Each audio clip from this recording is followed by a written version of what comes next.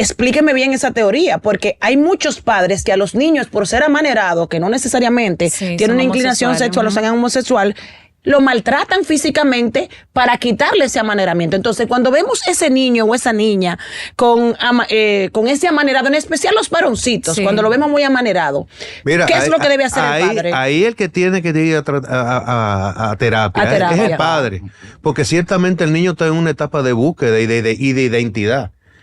Ciertamente, cuando la palabra adolescencia significa adolecer de todo, de identidad, de medio de subsistencia, de madurez, de todo. Y un adolescente está en búsqueda precisamente de esa identidad que lo define como ser humano, y ahí está metido también la inclinación sexual. Ahí está metido también su preferencia sexual, y se va a tener que definir. Claro, en muchos casos, el hecho de que aparezca una persona con una preferencia homosexual, hay una crisis generalmente en todas las casas. Claro. Sí.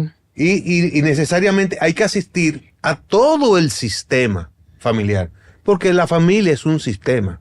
Y generalmente este tipo de cosas, es como cuando se descubre que en una casa hay una persona con un tema de adicción a sustancias, se afecta el sistema entero. Y el proceso de aceptación, en el caso de una preferencia sexual, de un niño o una niña de tipo homosexual, ciertamente ocasiona una crisis. Incluso ruptura matrimonial. Hay personas que se han divorciado a propósito de que tienen un niño que descubren que es homosexual. Exacto, porque o el padre lo aprueba, en la mayoría de los casos, la mamá es mamá siempre. Sí. Y generalmente la mamá siempre se va hacia la protección, a proteger independientemente de lo que esté pasando. Ahora, el papá machista, en muchos de los casos, y sobre todo en nuestras sociedades tercermundistas, se da mucho eso, que bajo ninguna circunstancia acepta en esa condición. Entonces, el sistema entero tiene que estar, tiene que ser trabajado. Y sobre todo, partiendo del hecho de que ese niño o ese adolescente ciertamente es el paciente identificado, que necesita más protección, que necesita más orientación, que necesita más aprobación, porque al final, si esa es su preferencia, lo que hay es que apoyarlo. Reforzarle la autoestima. Reforzarle su autoestima, porque al final él va a tomar una decisión. Esa pulsión o esa preferencia va a salir siempre en algún momento, aunque no siempre se tiene que dar, porque es como tú lo planteas. A veces hay momentos de confusión, que pareciera confusión, y lo que es una simple búsqueda de cuál es mi espacio.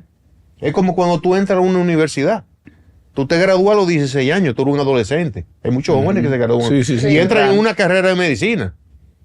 Y piensan que van a ser médicos y terminan estudiando arquitectura. Y tú dirás, ¿y qué es lo que pasa? Confusión. Bueno, están en un proceso de búsqueda.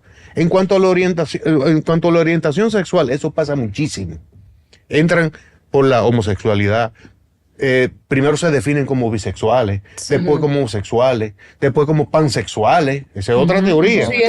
Sí. Hoy en día ha mutado mucho. Y eso que tú acabas de decir, ciertamente tiene mucho que ver con el tema de las modas.